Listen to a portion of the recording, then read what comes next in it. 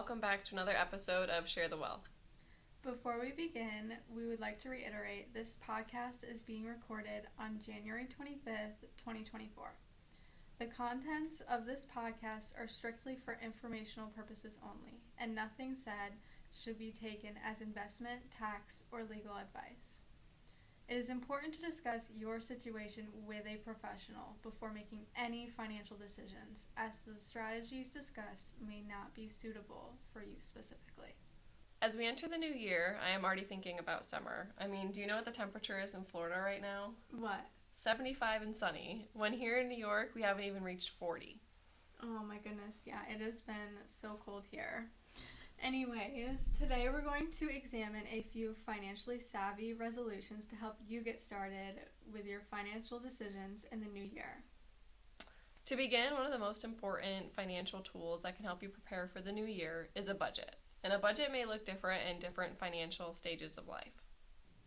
Although budgeting out for the new year can look significantly different for, say, women in your 20s, whether you're family planning or planning for children, or even being a single lady going solo in retirement. So one of the first key aspects to the new year, new budget, is building that emergency fund, right, Leah? Yeah, definitely. I agree. Taking the first step to build a cushion for yourself in the new year is really important. Yeah, so being a single woman in your 20s, building that 6 to 8 months of emergency savings, meaning you want to have at least that much saved up of your monthly expenses in case something were to happen. Although it could look a little different if you're going solo in retirement, maybe you want to have an extra cushion without that dual income. Yep.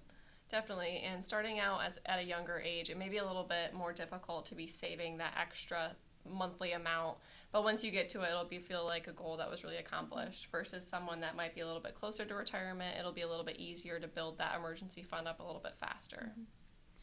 Another key component would be paying off debt with, high interest rates, whether that be student loans or maybe you're getting ready to retire and you have that last bit left of your mortgage and you're just, I want it paid off.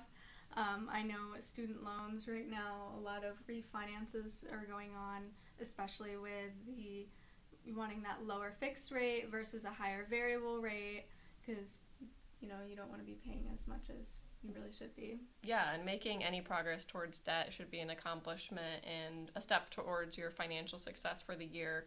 So even just putting 1% more towards your debt will help you ultimately in the end.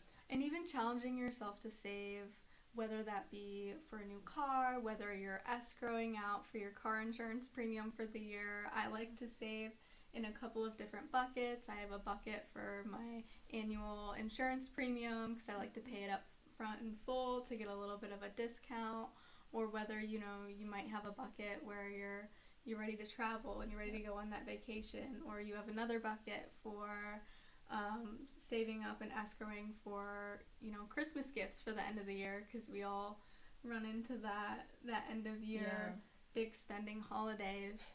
So challenging yourself every day is really great. Yeah, and I think even just looking into like money challenges or saving what you can a month will help you ultimately build that emergency fund and just also give you a little bit cushion for maybe those bigger purchases or Christmas time that's coming up, as Lindsay mentioned. But any way that you can challenge yourself throughout the year will help you. Another financially savvy resolution to have for the new year is planning for retirement. And planning for retirement might look a little bit different depending on which life stage you're in.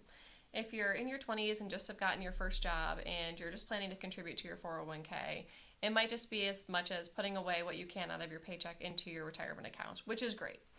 If you're getting a little bit closer to retiring, you might have put as much as you can into your retirement and you're looking to make the maximum contributions for the year. Yeah. So what are the contribution limits for 2024? Yeah, so in 2024, you're able to contribute up to $23,000 for your 401k.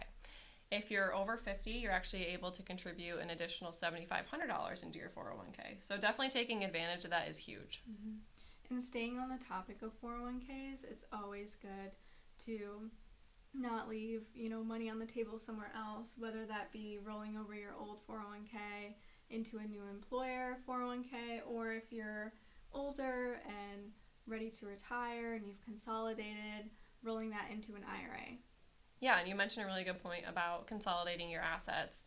As you're approaching retirement, you're going to be focusing on other things like traveling, maybe going to Florida since it's so nice. And you're not going to be focusing on where your accounts all are. You're going to want them consolidated in one place. So having them consolidated and being able to review them together is really important.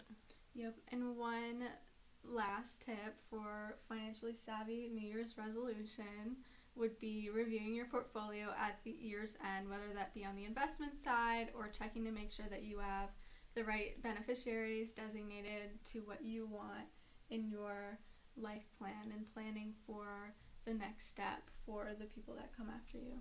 Yeah, and retirement planning is just a big process. So whatever you're able to do to get started, if you're, beginning with your first job is going to be really helpful. Or if you're approaching retirement, being able to put a retirement plan in place by doing all these things is just going to help you be financially successful this year. And also keep in mind that taking care of yourself physically and emotionally will help your financial well-being. So taking care of yourself, whether that is helping create a budget or planning for retirement, will ultimately enable you to make confident and well-informed decisions. Mm-hmm. Yeah.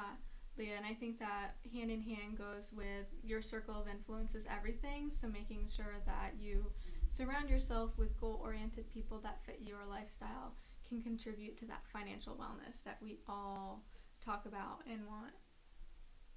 So stay tuned for our next episode and don't forget to Share the wealth.